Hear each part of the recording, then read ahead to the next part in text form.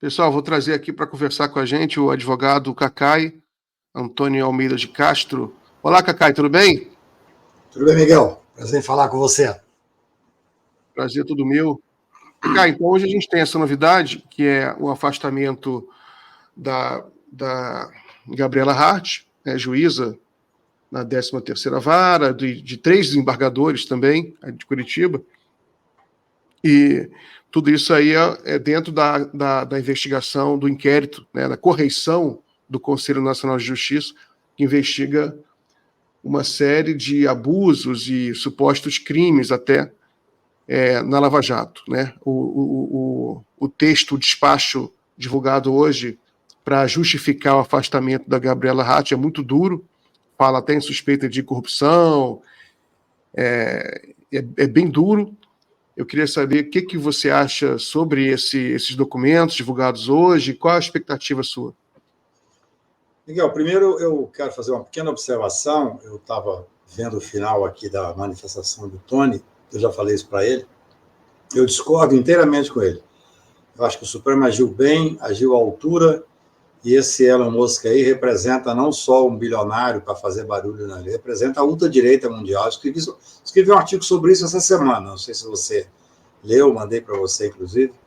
Eu acho que agiu muito bem o ministro Alexandre em tomar as providências que deveria ter tomado e tomou, e acho que existe um movimento internacional, que aí tem o Trump no meio, que pode ser que ganhe, espero que não. Hoje começa o processo criminal contra ele, que pode levá-lo até a prisão, mas não é pouca coisa você ter, é muito mais do que um bilionário dizendo que vai descumprir uma ordem judicial, é um movimento internacional, e acho que o Supremo agiu bem, especialmente o ministro Alexandre. Bem, quanto à sua pergunta, eu acho que é importante que a gente faça uma explicação, porque, evidentemente, quase ninguém é advogado aqui, e saber o que entendeu. O procedimento da Gabriela Hart é um procedimento, e o procedimento relativo aos 2 desembargadores ao juiz são outros procedimentos completamente diferentes, embora soltados no mesmo dia, e que vão ser julgados na mesma sessão, espero que amanhã. É importante que seja amanhã, porque tem 2 conselheiros do CNJ que vão sair do CNJ, se não for amanhã vai ter que esperar a indicação deles, e demora muito, e para nós é importante que esse julgamento se dê o mais rápido possível. No tocante à questão específica da Gabriela Hart, aí é muito interessante notar isso, porque é um procedimento que ele vem como quase um desdobramento de uma ação que a antiga procuradora-geral entrou questionando a questão da fundação. Ou seja, o que especialmente o Deltan fez? O Deltan é citado várias vezes. Por que o Deltan não tem nenhum procedimento contra ele? É importante que as pessoas entendam. O Deltan é procurador, foi procurador da República. Depois foi deputado e foi cassado. Ele não é julgado pelo Conselho Nacional de Justiça, que é onde a Daniela Hart está sendo julgada. Ela foi afastada liminarmente, dentro de uma representação que foi apresentada ao CNJ. Por quê?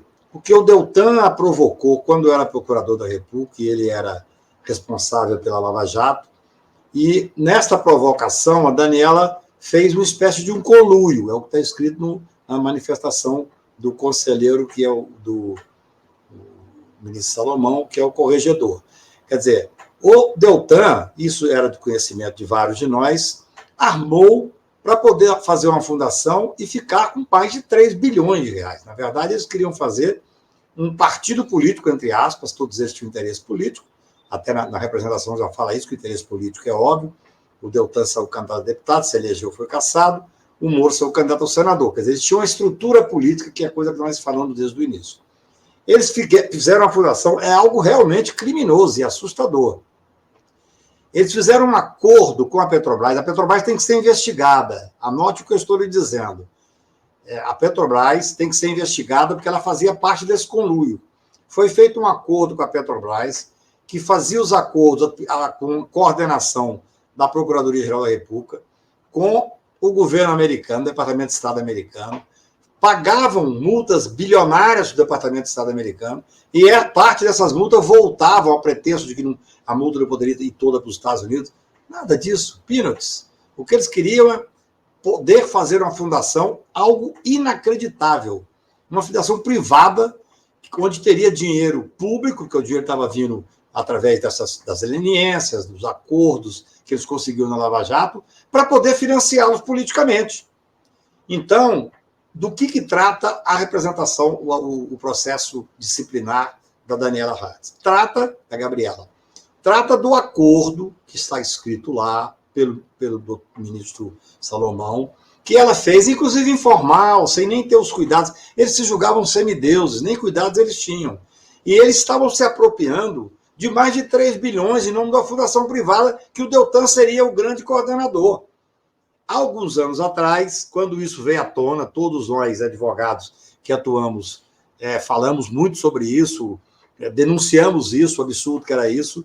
Houve uma DPF 605 no Supremo Tribunal Federal, que eu acho que é a 605 mesmo, que foi entrada pela Raquel Dodge, que era Procuradora-Geral da República, até ela, que também apoiava a Lava Jato em muitas coisas, ela viu o absurdo que era essa fundação. E o ministro Alexandre de Moraes, à época, como relator, deu uma liminar para impedir, porque senão eles teriam usado esse dinheiro na fundação. Seriam hoje todos senadores da República. Você imagina, todo o dinheiro partidário brasileiro, se não me engano, o fundo partidário para todos os partidos, que envolve dezenas e centenas de deputados e senadores, acho que é 4 bilhões, que já é um caminhão de dinheiro.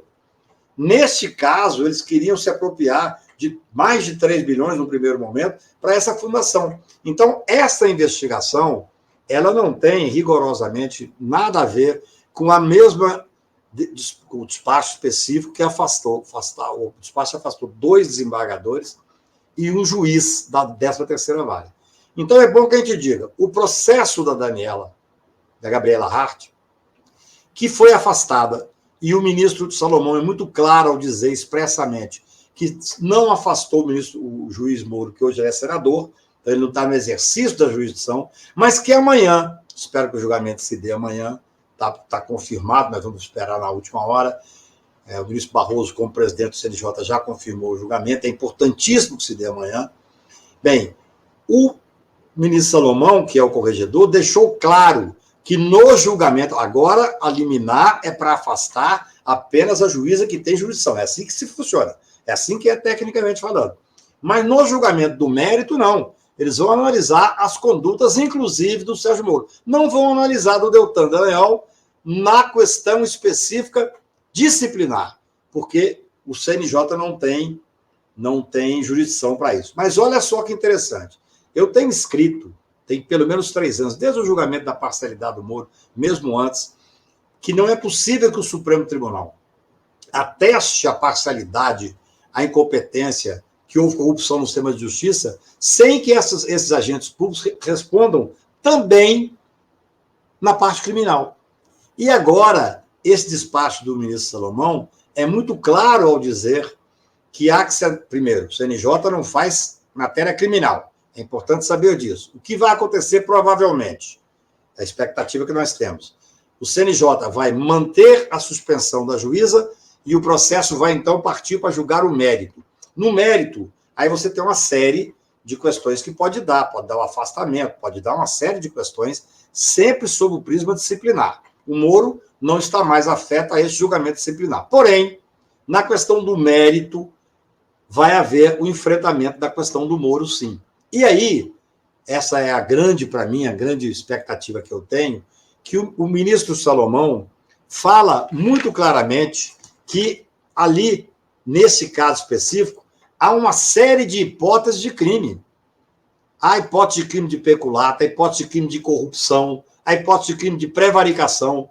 Ou seja, nesses crimes específicos, que não vai ser o CNJ que vai julgar, o CNJ, no meu entendimento, como advogado que sou, deve pegar esse relatório, o resultado final desse relatório, e encaminhar ao Ministério Público Federal, que é quem vai fazer a análise sob o prisma criminal. E acho que nós veremos, já é tarde, mas ainda é tempo, eu acho que nós veremos aí procedimentos criminais, aí sim, contra Gabriela Hartz, contra o Deltan, que é quem era o cara que estava liderando ali, é quem coordenava, é quem falava nos Estados Unidos, contra provavelmente as pessoas da Petrobras. Tem que ser investigada a Petrobras. A Petrobras Na verdade, se substituiu a União Federal, sem ter legitimidade para tal, e ela concordou, ela fez parte desse conluio, até onde eu posso ler, no despacho do ministro Salomão. E, claro, você tem o Moro e tem os outros procuradores, que, embora no despacho específico saliente a atuação do Deltan como uma espécie de um coordenador, que ele era, tanto é que ele faz com que a Daniela Hart haja sem a Gabriela haja sem o cuidado, porque ele pressiona, ele faz encontros informais, é uma coisa horrorosa.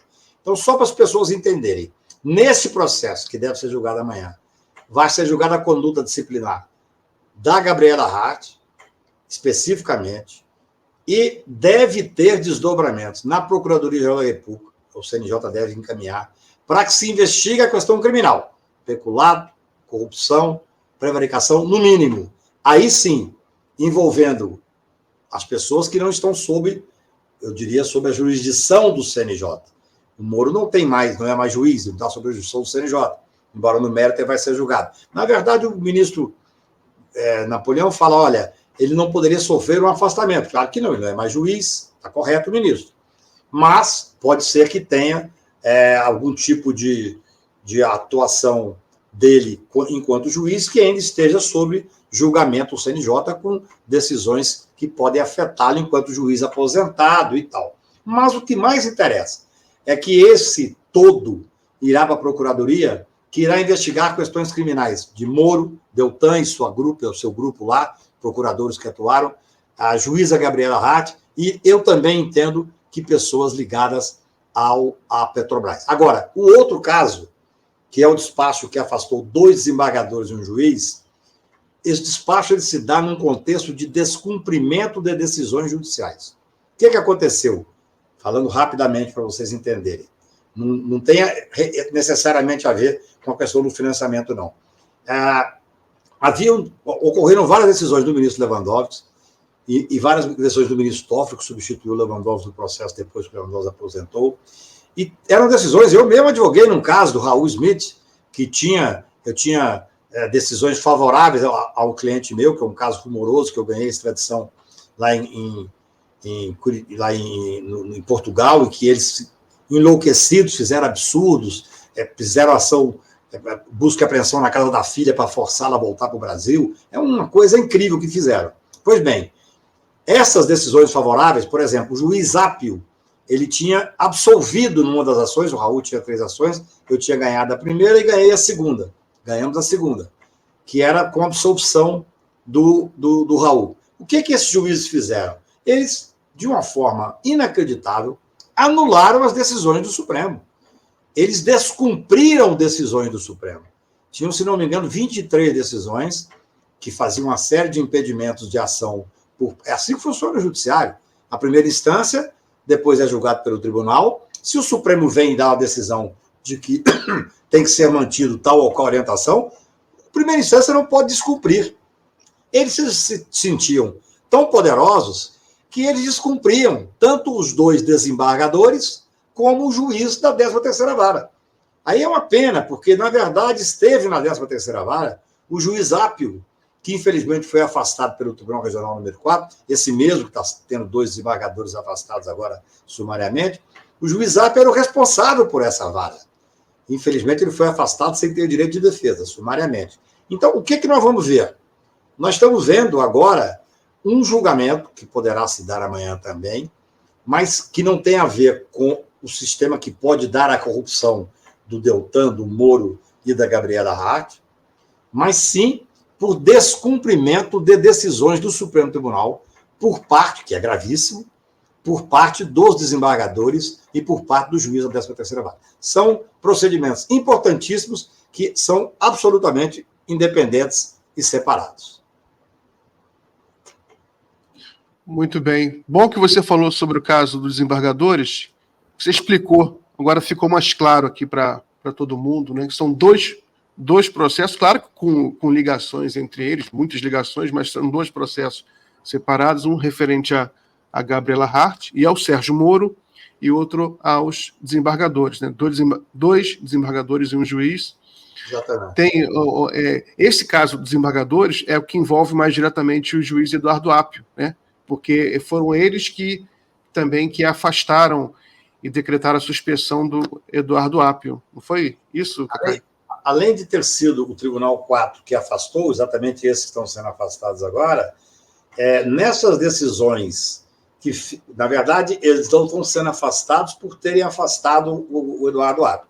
Eles estão sendo afastados, tem outras questões, mas basicamente porque descumpriram as decisões do Supremo Tribunal Federal. Dentre as decisões que eles descumpriram do Supremo Tribunal Federal, tem uma decisão que era do juiz Apio, por exemplo, tem mais de uma, eu acho que serão 23, eu estou dizendo, uma minha, eu como advogado, eu advogado do Raul Smith, ele foi absolvido, o Supremo Tribunal disse que eles não poderiam tomar nenhuma atitude em determinados processos, e eles foram lá e voltaram atrás. É como se voltasse a determinar a prisão do Apio, algo teratológico. Um juiz efetivo na sua plena jurisdição absolveu, depois houve uma proibição do Supremo Tribunal de manifestação deles, mas eles descumpriram. Então, é importante, eu sei que tecnicamente, para quem não é advogado, é até chato isso, mas é importante que a gente entenda a diferença. Quer dizer, um processo é contra a Gabriela, como você bem disse, que vai atingir o Moro, Deltan e outros procuradores, não no CNJ. No CNJ, amanhã, vai ser julgado Gabriela e Moro. Esses dois vão ser julgados amanhã. Com consequências, espero que seja mantida essa decisão do ministro Salomão, está muito bem fundamentada, com consequência imediata de determinar a Procuradoria-Geral da República que estude os possíveis crimes. Para mim, tem um elenco de crimes feito por eles. E, paralelamente, um outro procedimento disciplinar, onde estão envolvidos exatamente os juízes, os dois desembargadores, um deles já foi presidente do Tribunal Regional, inclusive, mas o juiz que era até hoje o titular que estava ocupando o lugar do doutor Apio na 13ª vara. Muito bem. Então vamos focar agora no processo contra a Gabriela Hart, que deve se estender para o Sérgio Moro e para o Dallagnol. É um processo particularmente grave, porque envolve essa questão do fundo, né, o fundo Dallagnol, né, que agora, em valores atualizados, fiz um cálculo aqui, seria mais de 3,5 bilhões de reais, né, porque seriam quase 700 milhões de dólares. Mas sobre isso, né, amanhã haverá talvez esse julgamento pelo CNJ, e aí no caso do Moro, seria levado para um tribunal comum, né? Seria, quer dizer, no STF, né? Seria uma justiça comum, mas no STF, seria isso? São duas coisas. No procedimento disciplinar que vai ser julgado amanhã, ele é aberto contra a Gabriela Hart, mas o Moro, no tocante ao mérito, o Moro também será julgado. As atitudes do Moro também poderão ser levadas. Aí você tem uma série de resultados que pode dar. Afastamento, suspensão, não é muito a minha área, não, mas eu sei que poderá ter consequências que, para o funcionário público, para o juiz, é gravíssimo. Esse é o primeiro ponto. O Deltan não será julgado lá, porque o Deltan não era juiz. O Deltan estava sujeito à jurisdição do Conselho Nacional do Ministério Público, que, inclusive, fez com que ele desistisse. Eu mesmo tinha uma ação contra ele em nome da senadora Cátia Abreu. Ele tinha várias ações, 14 ou 15 ações. Ele fez com que ele desistisse, vocês vão se lembrar, porque ficou com medo de ser processo cassado lá, que tivesse condenado lá. Então, ele desistiu e candidatou a deputado federal. E o TSE entendeu que isso foi uma burla e cassou o mandato dele de deputado. Então, o Deltan não será julgado amanhã pelo CNJ. Porém, explico isso, que é uma coisa muito importante e não é fácil de entender, às vezes, para quem não tem formação jurídica. Tudo que for decidido amanhã, além do relatório que já está apresentado, além do voto do ministro Salomão, todos os demais votos, e também aquilo que for resultado de apuração que nós desconhecemos, porque o que veio a público hoje são as decisões do ministro Salomão. Tudo isso será encaminhado ao Ministério Público Federal para apuração de questão criminal. É totalmente diferente. Na questão criminal, aí sim, o ministro Salomão é muito claro, dizendo que, além das questões que estão lá sendo submetidas ao CNJ, ele vislumbra a hipótese de... uma decisão muito, muito técnica, mas uma decisão corajosa e dura e correta. Ele diz que vislumbra a hipótese de crime de prevaricação, de crime de corrupção, de crime de peculato. Então, Isto sendo a maioria decidindo dessa forma que o ministro Salomão decidiu, esse relatório, esse processo, entre aspas, o processo administrativo, irá para o Ministério Público como se fosse uma notícia crimes. Aí o Procurador-Geral da República vai receber, tem um juiz, tem um senador envolvido, e vai abrir um inquérito para poder fazer uma investigação contra isso. O Moro, enquanto for senador da República, ele tem o foro no Supremo Tribunal Federal. Até brinco que ele deve torcer para perder o foro do Supremo, porque senão o processo dele será rápido e provavelmente julgado com, claro, com toda a aplicação dos direitos dele, direito à ampla defesa, devido ao processo legal, mas os casos são graves e o prestígio do Moro é muito pequeno. É realmente um prestígio inexistente hoje. Então, agora está bem claro. Está bem claro. Entendeu? Obrigado, Cacá. Agora está bem claro na minha cabeça, dos internautas aí também. Né? Vai para o Ministério Público e depois alguém no STF vai ser encarregado de cuidar dessa investigação. Exatamente. Porque esse caso porque teve todo esse debate sobre a cassação do Sérgio Moro, mas muita gente entendeu que aquilo ali era uma perfumaria, porque o caso mais grave envolvendo o Sérgio Moro, mais grave, são os casos da Lava Jato. Né? Tem esse caso escandaloso aí do fundo da Dallagnol, mas a Lava Jato como um todo. Esse caso, essa correção, ela também ela envolve vários abusos da Lava Jato, não só o caso do fundo lá da Dallagnol, certo? O problema, Miguel, é que nós estamos mexendo com serial killer, né? Que tem uma série de fatos a serem apurados. Né? É igualzinho quando você fala do Bolsonaro. Você está discutindo o quê? Está discutindo a questão das joias? Não, estou discutindo a questão da vacina. Não, estou discutindo a questão de 8 de janeiro, entendeu? São vários inquéritos. Parece que o Bolsonaro existem 5 inquéritos graves abertos e tal. Do Moro, nós temos a questão que foi julgada do Moro, que vai ser levada ao TSE, eu não diria que é perfumaria, é grave. Se você desequilibra economicamente um pleito, você está, de certa forma, viciando a vontade do eleitor. Então, é grave. Qual é a consequência disso? É a cassação do mandato, que lá no Paraná ele ganhou de 5-2. Eu acho até que tem que ter todo o rigor do mundo, porque eu não gosto muito do judiciário facilitando para caçar mandato. Cassação de mandato eletivo é algo gravíssimo, porque você está tirando alguém que teve 1.900.000 votos, representa 1.900.000 eleitores. Mas, em havendo a confirmação, como eu espero que haverá no TSE, há uma cassação. Então, não é perfumaria, é grave. Só não há procedimento criminal. A mesma coisa, amanhã, no julgamento dessa representação no CNJ, o julgamento não é criminal, mas é muito grave. Você pegar um juiz, afastar um juiz, tirar a aposentadoria do juiz. Isso é uma coisa gravíssima, que é o que se espera que vá acontecer. E aí, repito, desculpa ser quase que muito repetitivo, mas é porque realmente é uma questão técnica, aí tudo isso irá para a Procuradoria para fazer, aí sim, uma análise criminal que abarcará não só Gabriela Hart e Moro, mas também Petrobras, mas também Deltan e os seus procuradores amestrados. Muito bem. Cacá, eu falei perfumaria, mas é porque, como você falou de serial killer, né? É que você tem um crime de genocídio, né? Aí tem outro crime de um assalto a banco, né? Aí, em relação a se assalto a banco é menor do que o genocídio, é que realmente o Moro, eu gostei da descrição. É porque, no caso da Lava Jato, a destruição que ele promoveu foi tão grande, né, com consequências tão dramáticas para todo o país, que é o caso assim, que a gente fica mais atento, né, porque foi muito grave, destruiu muitas empresas. E esse relatório que veio hoje, o despacho, ele acaba tocando nisso.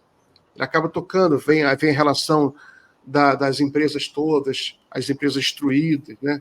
Multas. O próprio caso do fundo da Dallagnol, né, que o Gilmar Mendes chama de Fundo Criança Esperança, ali é um caso muito, muito grave, em particular, porque o Dallagnol ele forneceu informações para a justiça americana para inflar a multa da Petrobras, já pensando no naco que ele recebia aqui, ou seja, ele ajudou a ferrar pensando na comissão que ele receberia aqui. Então é tão grave isso.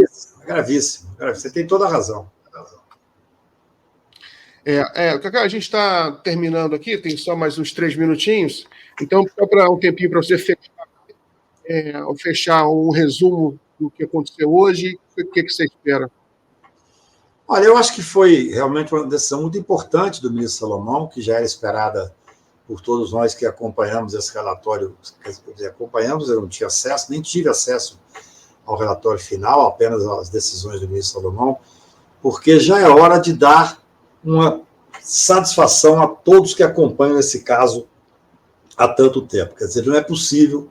Eles eles capturaram a 13ª Vara. A 13ª Vara era um local onde ocorria praticamente de tudo. Eu me lembro que o ministro Juiz Apio, quando ele abriu o caso, inclusive, que começou a dar o destaque para o empresário Tony, que estava aqui há pouco, o Juiz Apio falou assim, eu estou com muita dificuldade porque eu comecei a abrir os esqueletos da 13ª Vara. Eles usaram o poder do Estado, que é gravíssimo, você usar o poder da Justiça Federal para poder fazer eu falo isso há 10 anos, para poder fazer uma orientação política para atingirem o poder. Então, essa decisão do ministro Salomão, ela merece todos os elogios, porque ela é técnica, ela vai submeter a esse abuso específico que ocorreu com essa fundação privada, no uso do direito público. É 3 bilhões, mas é muito mais. Nós temos que lembrar que se não tivesse tido a primeira decisão do ministro Alexandre, eles teriam provavelmente feito uma festa em torno, falavam em 7 bilhões. Então é muito importante, é um resgate da dignidade da justiça brasileira, em parte, porque não é possível, eles se apoderaram da Justiça Federal do Paraná. Por isso era chamada República de Curitiba. Eu que advogo lá desde o primeiro dia da Lava Jato, a gente viu os abusos. E os abusos, esse é um abuso gravíssimo, que está tendo consequência. Mas existem muitos abusos ainda que nós temos que investigar. O juiz Apio, do meu ponto de vista, deveria voltar à 13ª Vara, ele agiu com muita dignidade, e o CNJ pode fazer isso, ou o ministro Toffoli pode fazer isso, exatamente para que ele dê o quê? Continuidade ao trabalho que ele vinha fazendo, que é moralizar a 13ª Vara. Esse é um dos inquéritos. O que soube à época é que existem milhares, por exemplo, de gravações que estão lá em determinado local e que as pessoas não têm acesso. Inquéritos que não existe acesso. Ou seja, nós temos que passar a República de Curitiba a limpo, nós temos que passar a 13ª Vara, especialmente, que era eu diria assim, o embrião da República de Curitiba, e aí nós chegaremos nos procuradores que fizeram a corrupção do sistema de justiça, nos desembargadores e, evidentemente, nos juízes que eram responsáveis por essa República. Maravilha. Cacá, muito obrigado. Obrigado. Boa semana para você. Forte abraço. Abraço, bem, muito obrigado. Abraço para todos.